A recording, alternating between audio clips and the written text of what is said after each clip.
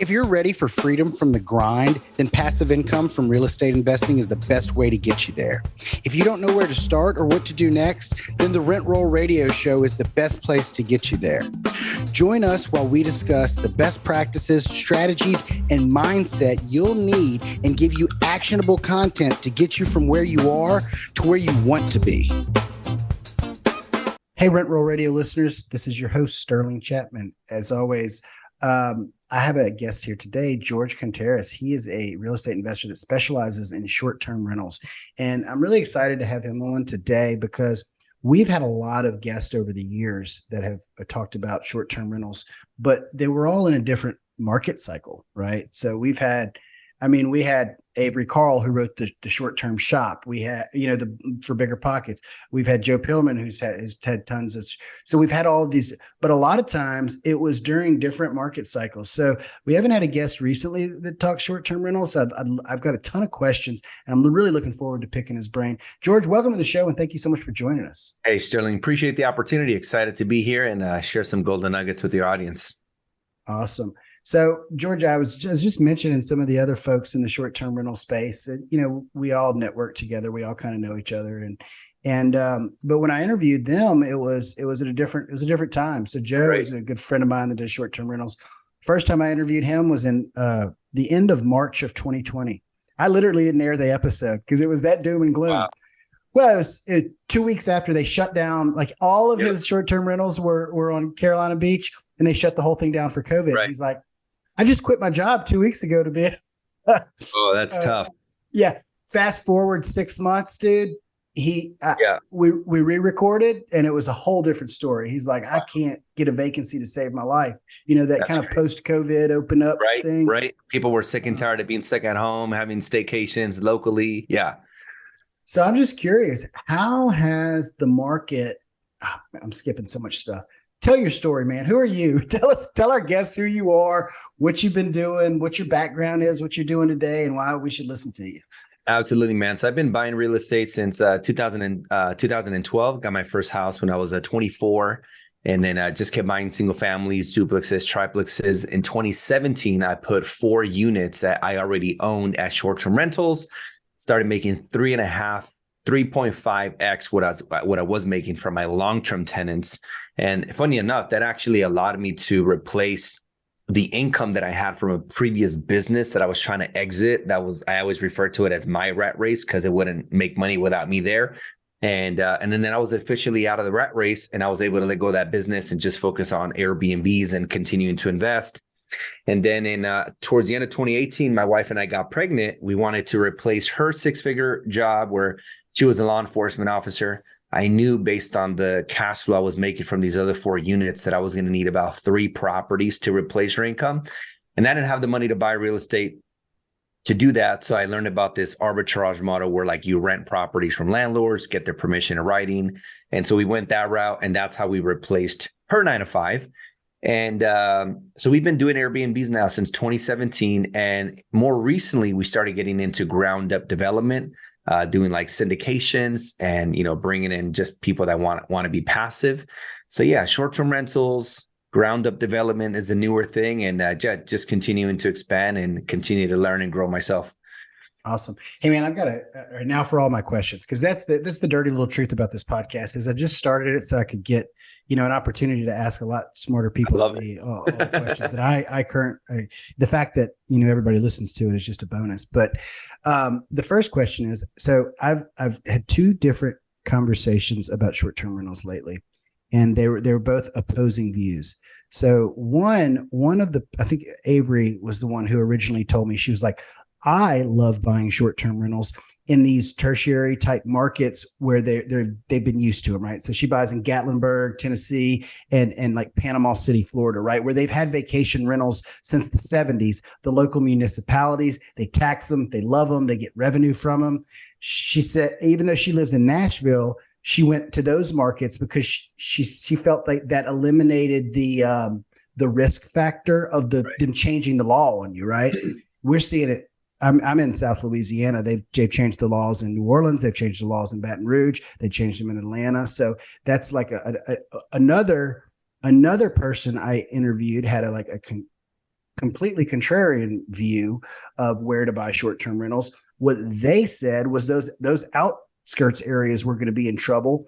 They wanted to buy in the big cities I just described and said to avoid, because they wanted to buy near the central business district. Yeah, that's so interesting because I'm like, who gave you that second view? Somebody I was interviewing, they had just they bought Airbnbs by central business districts in big cities to attract that corporate client.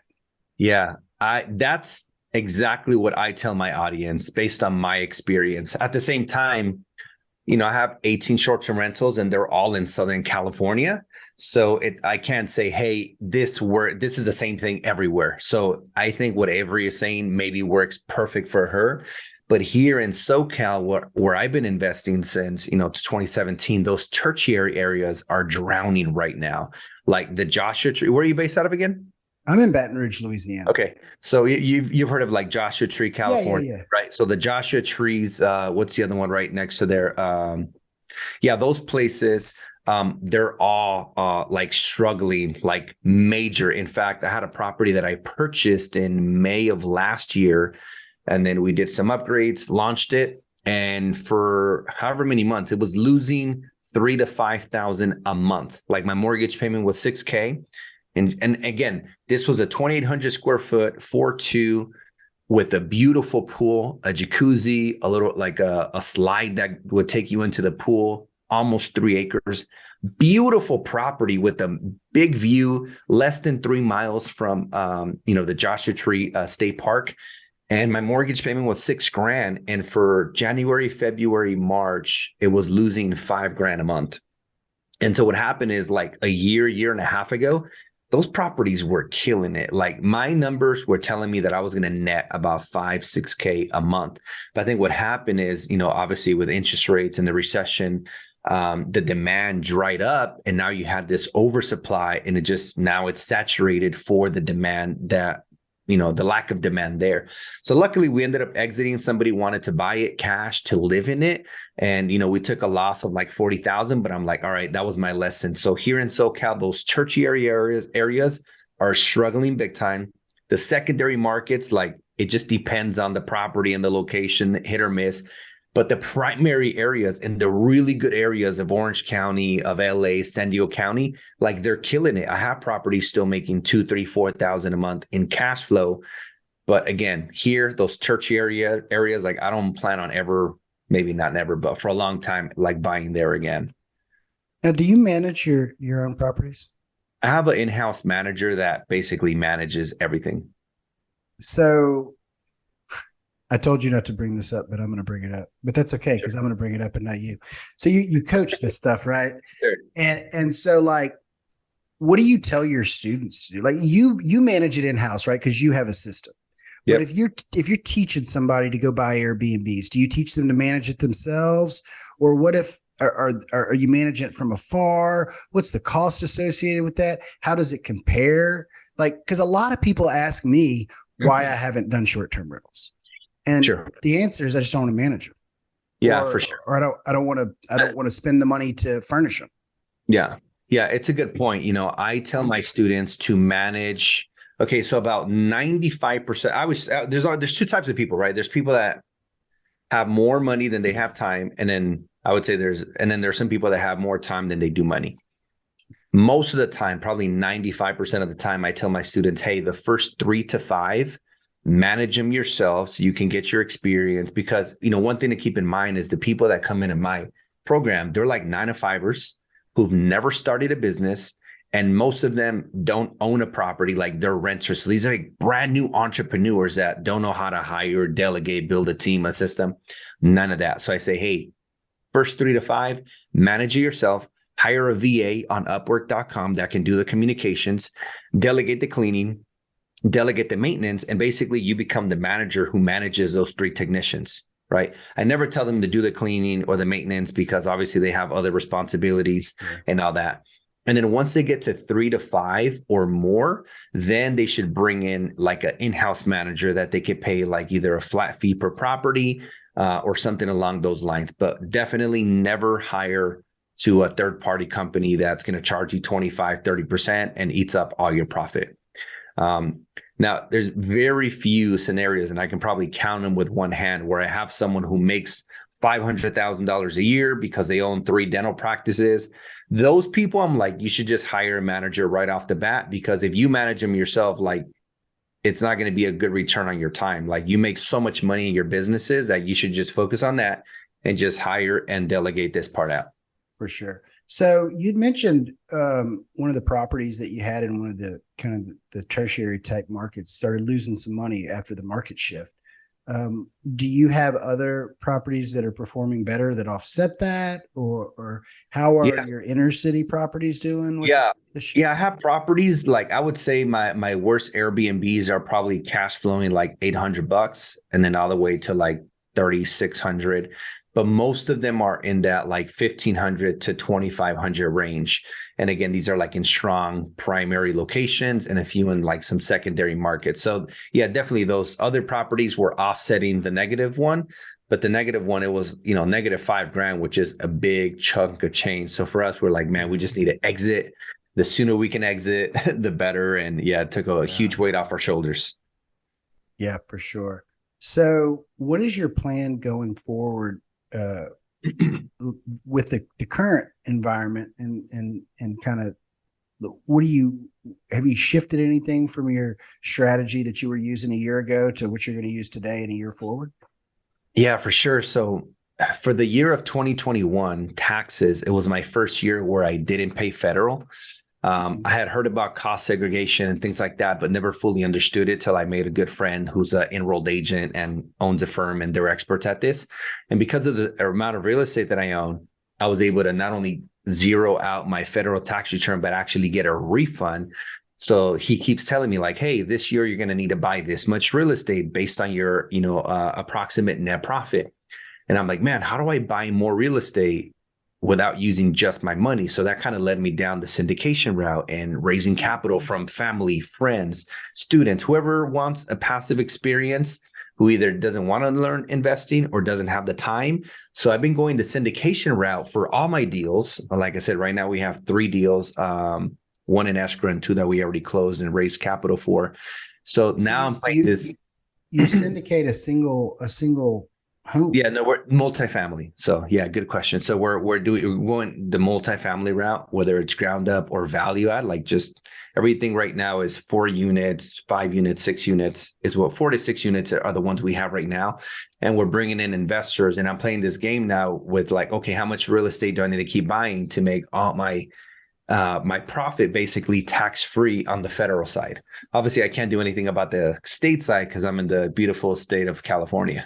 Louisiana doesn't recognize bonus depreciation either. So I'm right there with you. Oh, okay. Yeah. So that's kind of the game plan. So moving forward, my game plan is to buy value add apartment deals. And that's going to be the main focus, because we already have our plate full with these ground up, and we don't want to over leverage ourselves on ground up. We got 3. I think that's good, unless we have like this super, super sweet deal that just makes so much sense. But value add, syndicate, and then once the construction is done, or not construction, once the renovations are done, do a combination of short-term rentals, midterm rentals, and long-term rentals, depending on what the regulation is once these units are upgraded. Awesome. So I syndicate apartment complexes, but in the traditional sense, right? So we just buy apartment complexes, we increase the value and put long-term tenants in. But for you, like, how are you with this kind of hybrid model where you're short term in some of them and midterm in some of them? Like, how do you decide what to buy and where to buy? Like, is it the same evaluation process we use? Yeah. Same evaluation process. Everything has to make sense with long-term rentals. Anytime I've purchased real estate or people have asked me about purchasing real estate, I'm like, look, forget about Airbnb. The numbers your underwriting has to make sense with long-term, because what if you can't do short-term rentals? And if you buy a property based on the performance of short-term rentals, then you're going to be in big trouble, because what if things change, right? The only thing that is constant is change.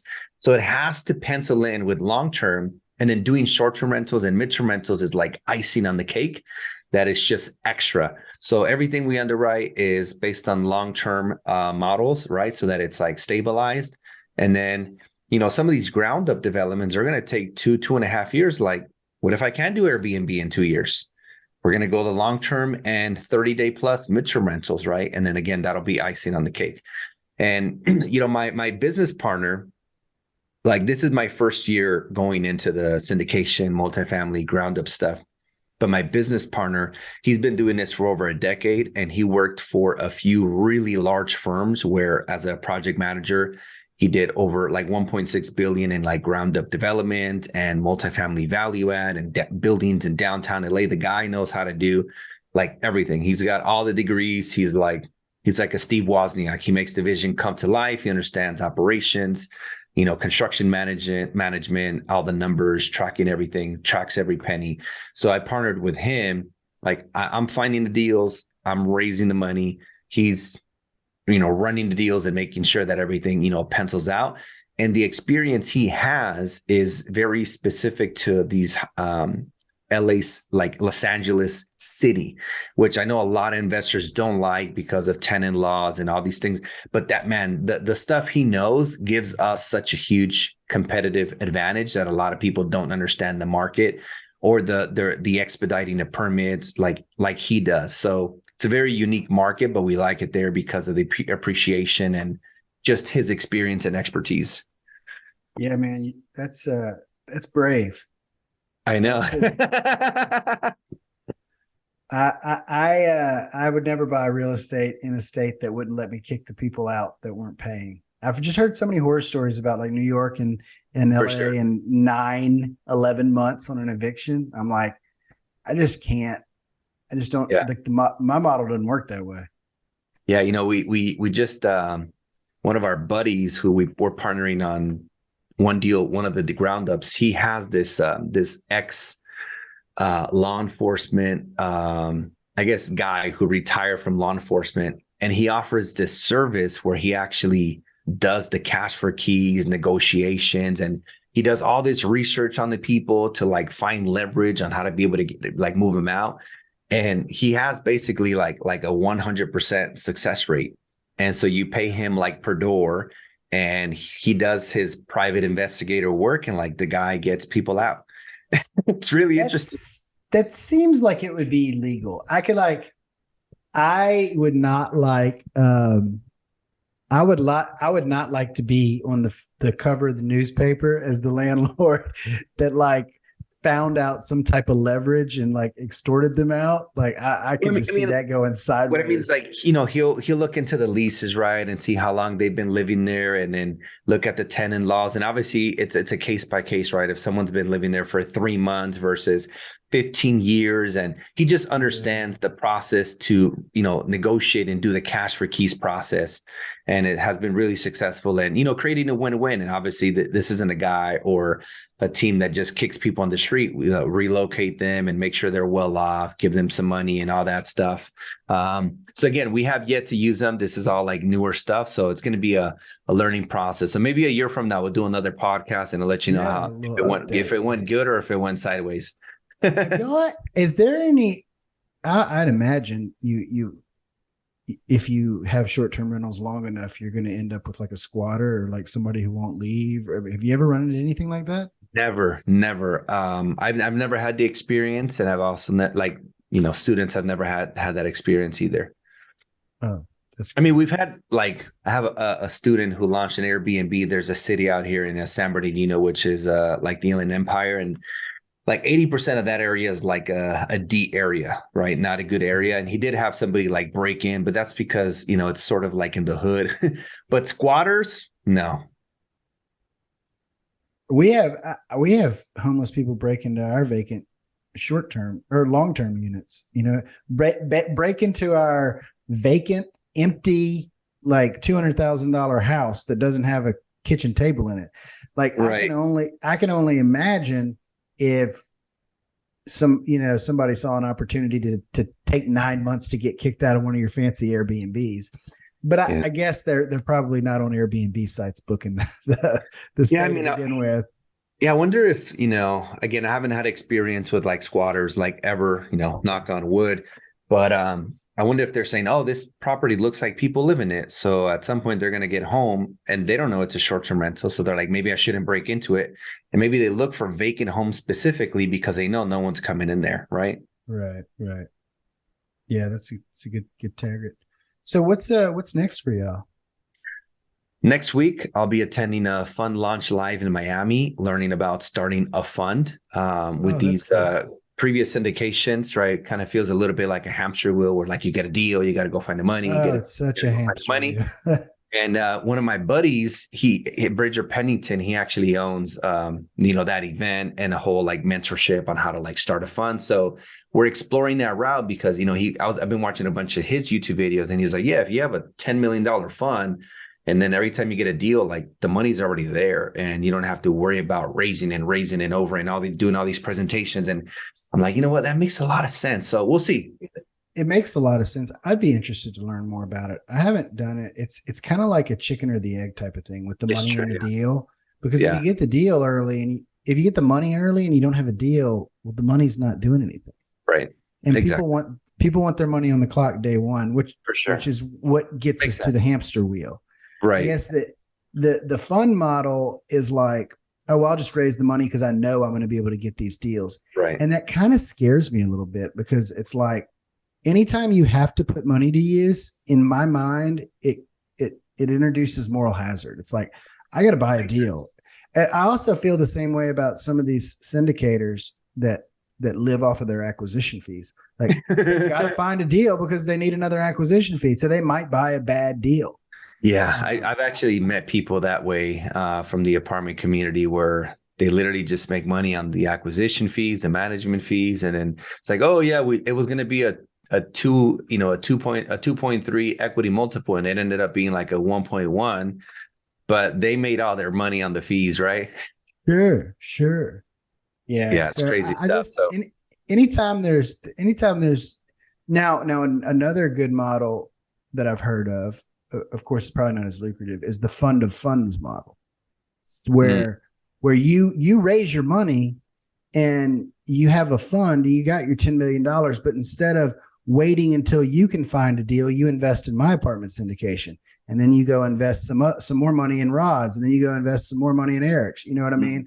And so the fund, it's where you raise the money, but you can deploy the capital into other syndications without.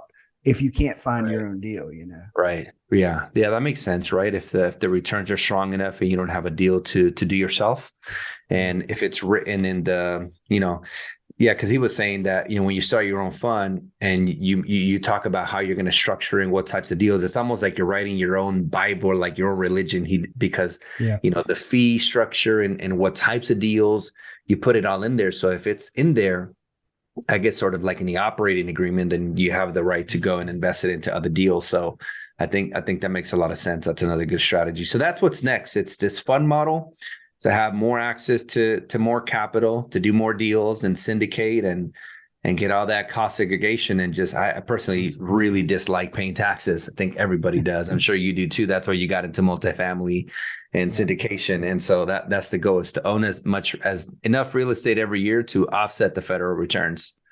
For sure. I actually have a friend of mine that lives in North Louisiana that has a fund, and he raises capital for short-term rentals. So cool. I'll be happy to connect y'all. Yeah, absolutely. That'd be great. Yeah, that'd be great. So that's what's next there. Awesome. What advice do you have for anybody getting started in the business? Man, I would say, like, I think, when I got started 11, 12 years ago, I think the only podcast that was around was Bigger Pockets.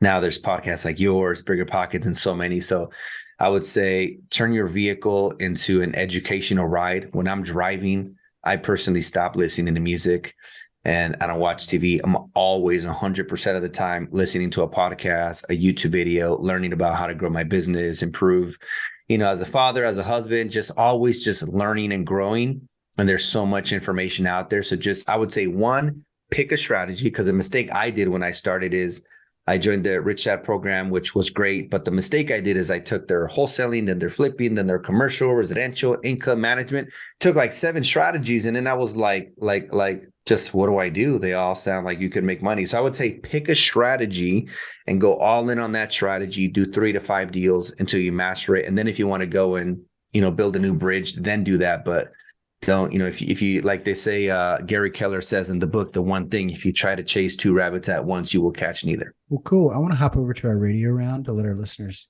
get to know you a little bit better. Cool. So we just have 3 quick questions. The first one is, what's your favorite book? Don't say Rich Dad Poor Dad. We've said Rich Dad Poor Dad 100 times. I would say The One Thing by Gary Keller. That's probably the second most. Really? Wow. Yeah. No, I love Gary and love Jay Papasan as well. So what is your favorite quote?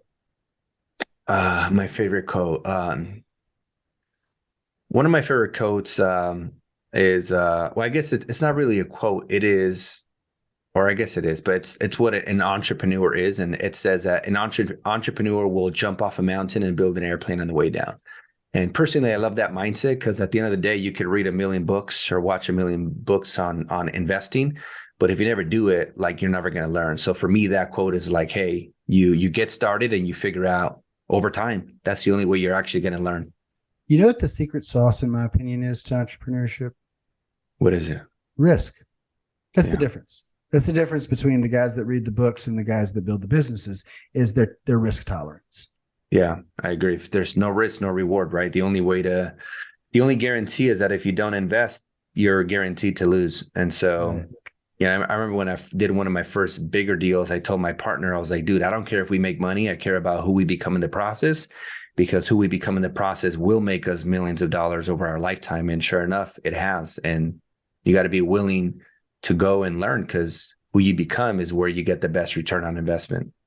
Yeah, absolutely. 100%. What's your favorite thing to do when you're not working? I always hate asking this question to guys that live in California, because you always do super cool outdoor shit in beautiful sunny California. And I'm sitting here in the hot rain in flat Louisiana. Right now, man, I'm really enjoying working out and playing basketball for cardio. Awesome. That's what I like to do when I'm not doing business. Cool. Well, how do our listeners get in touch with you, find out more about you, invest with you, get coached by you, and all that? Sure. My Instagram, it's @ and then the Jorge Contreras. Make sure it's the verified one, because there's a ton of fake accounts out there. Awesome. Jorge, thank you so much for coming on the show. I really enjoyed it, and I know our listeners will too. Appreciate the opportunity. Thank you. This episode was brought to you by Crestworth Capital. If you're a busy professional and ready to make passive income from real estate investing, then go to crestworthcapital.com, where you'll be able to download a free copy of our ebook to help you get started today. Until next week, happy investing.